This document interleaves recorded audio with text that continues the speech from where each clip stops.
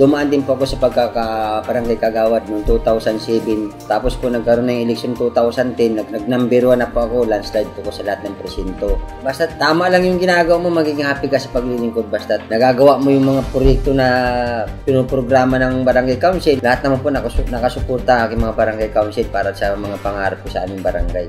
Lahat po ng proyekto na gusto ko, sila naman po sumasang-ayon dahil yan ay pabor ng aming mamamayan. Lahat ng barangay sinusuportahan naman po ng ating city mayor. Kayang gawin ng barangay, sinasabi ni Mayor Cap, walang problema, basta yung ginagawa nyo, tama. Ang pangarap ko lang na sana magiging pantay-pantay ang trabaho doon sa barangay. Lahat ng proyekto ay nasa tama. So, lahat ng nagagawa namin, walang masabi mga kabarangay ko, lahat ng mga ginagawa ng mga tao po rito, nasa tama. Lahat po ng proyektong na ipangako ko sa inyo, gagawin ko sa 3 taon na panunungkulan ko. Yun lang po, maraming salamat po sa mga kabarangay ko. Lalo-lalo na po sa pamilya ko na sumusuporta sa paglilingkod ko bilang isang barangay captain.